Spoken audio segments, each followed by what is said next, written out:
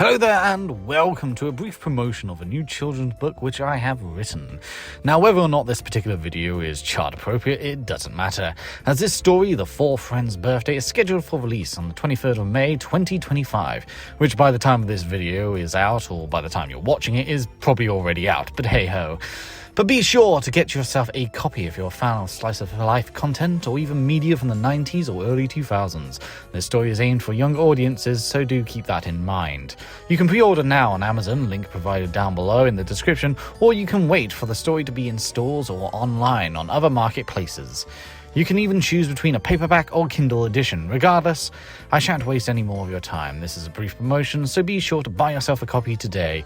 Now, onto the video. Hello there and welcome to another tier list video, and this time we're going to have a look at the American McGee's Alice weapons.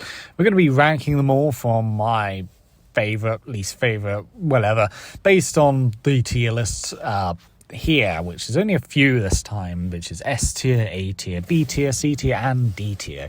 Technically there's no weapon which is absolutely dreadful, so of course, in my opinion, these are...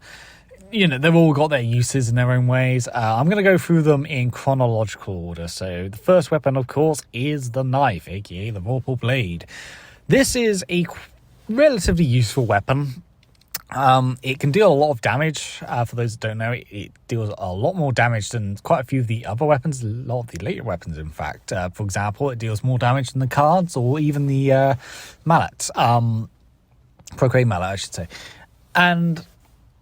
because of that, it does deal a lot of damage. However, the way Alice swings a knife is very slow, and as a result, it's not the best when it comes to, close quarters combat. But to make up for that, you do have the knife throw, which deals a lot of damage and is very useful. In fact, it's highly accurate to throw the knife. Arguably, in a lot of times, it's very accurate to throw the knife. Even these days, I use the knife a lot whenever I've replayed the game, and of course I did the knife-only challenge, which is very, very tough, by the way, especially on Nightmare, but I managed to do it, and as a result, the knife is a very useful weapon. Would I say it's S tier? Not really, even though I use it a lot, I wouldn't say it's S tier because the fact that it is quite a slow weapon to use, plus if you throw it, you have to wait until it comes back to you, which can leave you quite vulnerable. So I'm going to put it into A tier. It's an A tier weapon, but it's a good weapon nonetheless. Next up is the playing cards. The playing cards are good when it comes to flying enemies in particular, or enemies that are quite far off and you want to get them and you don't really want to go too close towards them, because there is a draw distance in American McGee's Alice, which can be quite annoying because some weapons will just disappear and won't hit the enemy, even though you're aiming right at them. And so the cards and the knife in particular have that sort of issue. The cards, although they are very good at getting flying enemies, they are very weak. They also take a lot of mana. If you're using the cards, the mana will just drain rapidly. With the knife, mana doesn't get drained at all, which is very useful. But with the cards, they do, and it's really annoying as a result. Nonetheless, I think this is a very, very, very useful weapon for flying enemies. But that's really the only use I've ever used them for. I don't really use them all that much with other... with other enemies. I don't really use them a lot for card guards, for example, or, the Jabber spawn, etc. I've used them a few times on imps, but that's only to just get rid of them very quickly. With the alt attack, you fire, I think, 9 cards at once, and they will just obliterate an enemy. But, I'm going to put them into B tier because they are useful for flying enemies like boojums, but at the same time, you're going to end up using the knife a lot more, and you're going to end up using a lot of other weapons, which are just far more useful. But nonetheless, I think they're decent for what they're worth. Next up is the Croquet mallet. Now, I remember when I was younger, watching all sorts of playthroughs of this, loads of people loved the Croquet mallet. So many people used to say the Croquet mallet was the best weapon in American McGee's Alice. So many people used to be obsessed with the Croquet mallet, and honestly, the Croquet mallet isn't very good. For one thing, it deals a decent amount of damage up close, and even from afar, and it can be quite good, but it drains your mana. You use the ball attack, it drains your mana. You use it up close, it gives an electric shock feeling towards enemies, but it's also weaker than the knife, so you might as well just use the knife. I think it's an okay weapon. Again, this isn't brilliant, but it's not fantastic, and it's one of the weapons I rarely ever use. Do I put it into D tier because of that? I don't know. It's not bad, but it's not great. I'm going to put it into D tier just because it is the only weapon which I rarely ever use. Like, at least with the cards, I'll still be using them for flying enemies, like the ladybugs, or ladybirds, I should say, if you're British. But with the Croquet Mallet, I rarely use them. Like, even, you know, I'll be using the knife more than the Croquet Mallet during the early stages of the game. The Demon Dice is next. Now, the Demon Dice is interesting because you can get 3 of these dices and you get more powerful demons each time. The first time you use it, you just use you throw it and it creates a small little demon that shoots like little electricity. Now, it only does this if it lands, I believe, on a 6. If it lands on a 1, 2, 5, it doesn't do anything, but if it lands on 6, then it does. And it's the same with when you have 3 dices, because you then get 666. You know, the devil's number. Which means that you get a very, very useful demon to help you if the demon appears, because there's a high chance that it probably won't. So, let's see, 5 times out of 6, you're probably not going to get a demon, and it's just going to fizzle, and it's a waste of mana. As a result, the Demon Dice is very much a sometimes useful item, sometimes not. It's good to have a distraction, especially on the harder difficulties, so you might want to throw a dice and hope that the demon spawns and distracts the enemies and you can just clear them off afterwards. But at the same time, I rarely use the Demon Dice. It's a bit like the Croquet Mallet, where it's like, you know, I rarely use it. I don't really think it's brilliant. It's a unique weapon, don't get me wrong, but it's very rarely used. Honestly, I'm going to put it in D tier. I might shock a few people because I know a lot of people love the Demon Dice, but for me, I just don't really use it often. And even then, the demons are usually very weak. They get killed very quickly, and they don't really help you all that much. You might as well just go in guns blazing. So next up on the list is the Jack-in-a-Box. The Jack-in-a-Box, this is a very, very useful weapon. It's useful in its ult attack, mainly, where you throw it and a little flame flare comes out of it, and it creates a swirl of flames, which lights up all the enemies around you. That is so much more useful, in my opinion, than throwing it and it blowing up. The problem with throwing it out and it blowing up is the fact that once that happens, you don't really how do I put it? You don't really what's the word I'm looking for? You don't really need to use it all that often. The problem with you throwing it and blowing it up is that it doesn't really help all that much, because if you throw it and it blows up and it just hits or grazes an enemy, it doesn't really kill them and they come after you. Whereas fire damage, it will light them on fire and it will blow up afterwards. So they could be on fire, they will take damage gradually, but also if they jump towards it, it blows up. I think this is a very useful weapon. I've used it a lot, especially towards levels where there's like a ton of enemies. So just before you fight the centipede, for example, you have like a billion like insects going after you, like army ants, the mushrooms, which are really annoying, the roses, and the even ladybugs, and the antlions, and you can set them all on fire. It's also quite useful in later levels where you have car guards everywhere. You throw it and the car guards get caught on fire and it blows up and it blows them off the side into the lava, which is really fucking satisfying. I think this is a very useful weapon, a very versatile weapon. I'm going to put it into S tier because this is a really, really useful weapon. It's something that you're going to be using a lot during the game, and it's always convenient to use it. Now, I do believe there are some enemies which are immune to fire, like lava men and all that, so it's not very useful for them, but you're not going to use it for that. You're going to use it more for large-scale enemies, so there's like tons of them at once. It's also tremendously useful when it comes to boss fights. The Tweedledee, Tweedledum boss, for example, just keep you throwing these down and you'll kill Tweedledee and Tweedledum very quickly. Alright, next up is the Ice Wand, one of the most popular weapons in the game for very good reason. The Ice Wand can freeze enemies. That's great. However, the big downside is that it drains mana just in an instant. Like, you'll be holding down the mouse button and the mana will just drain to a full stop. Which is a shame, because I think in general it's a very good weapon.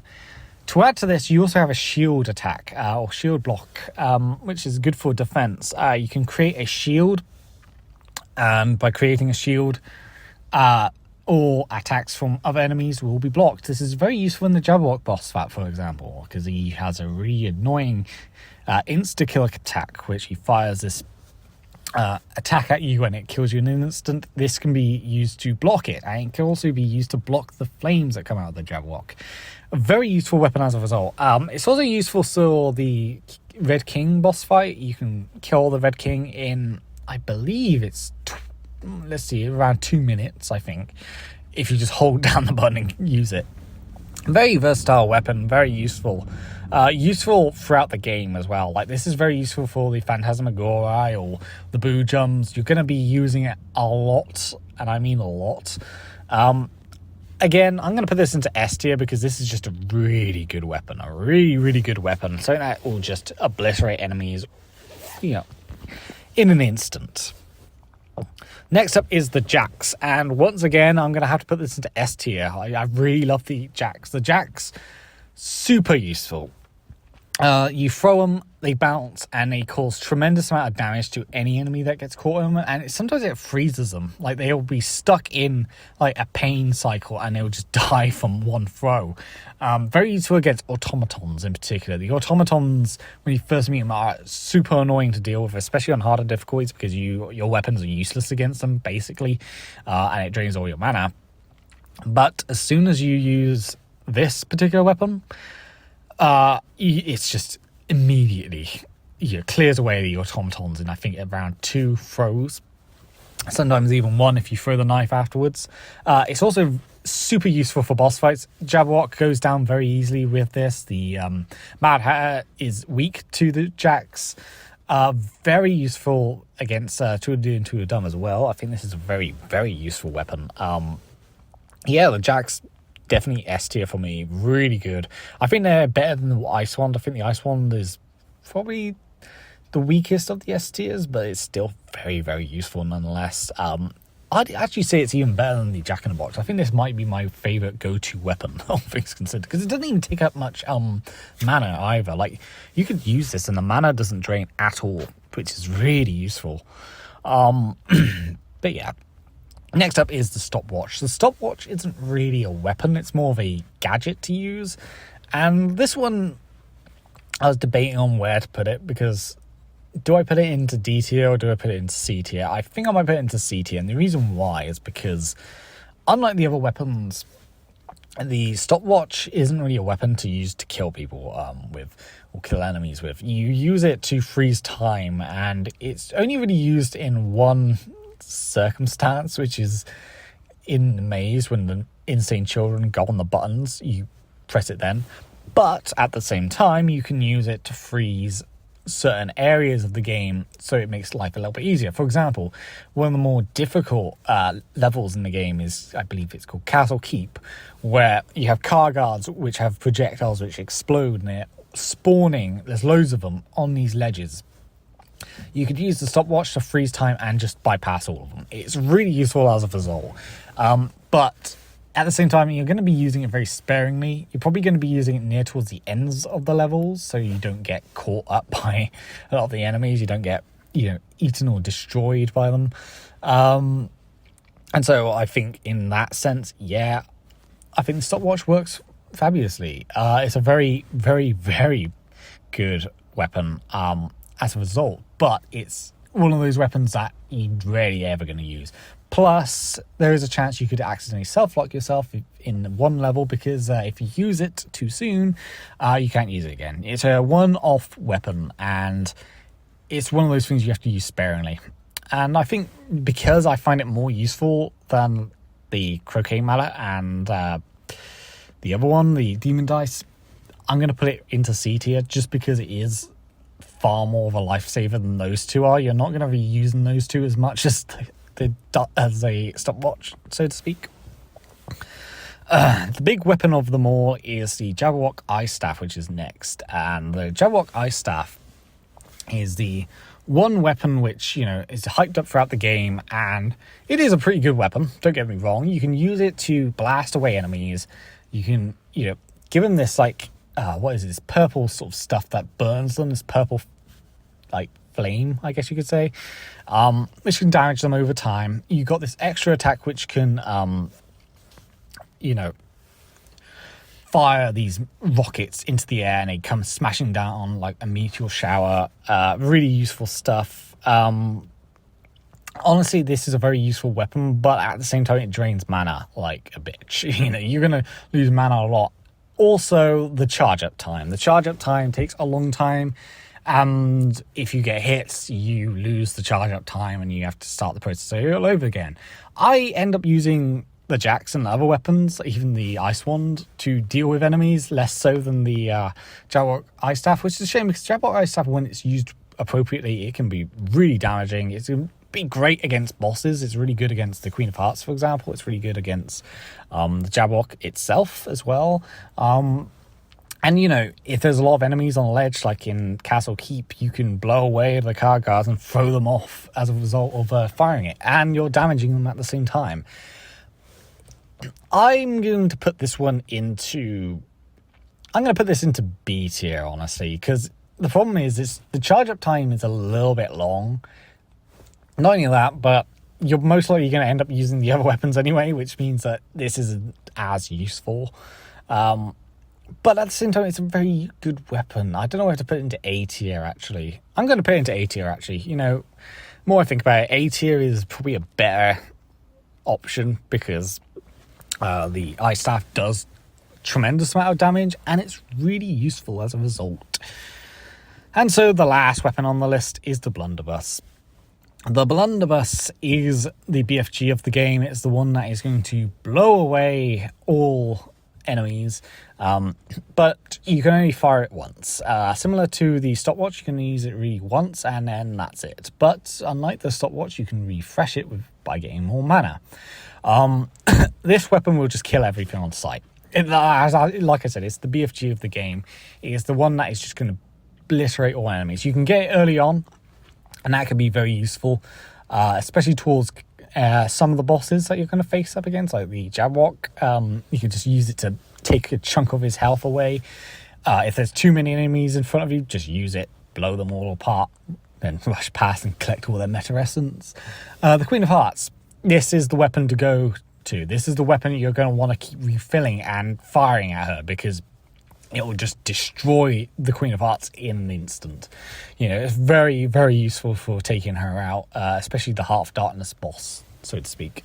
I think this is a very, very useful weapon. I think obviously the only downside is that you lose all your your mana, and as a result you have to replenish the mana every time you use it, which is kind of sucky. But at the same time, it kills everything on sight, and that is very useful. So yeah, those are what I consider the best and worst of the weapons. There's only two which I think are kind of useless. That's the Demon Dice and the Croquet Mallet. I know the Demon Dice is quite a fan favourite, but I just don't find them very useful. Honestly, I think the fact that it's all done with chance is, yeah, and also the fact that the Demon Dice most of the time doesn't even help you. Like, it's there to be a distraction, nothing more. But nonetheless, I think this is how I'd rank them. Obviously, the Jacks are number one. That is just super good weapon. I love them to pieces. The Ice Wand is a very useful weapon. I'd probably say that's, you know, third, with the Jack-in-a-Box in second. That is another really useful weapon, great at clearing away large, you know, amounts of enemies. And the Blunderbuss and the Knife and the Jabberwock Ice Staff are all really, really good weapons, but they all, you know, have one issue that sort of, you know, links them all into the A place, which is the fact that they are slow, in the sense that you either slow build-up time or slow to use, or, you know, it's slow to charge up, so to speak.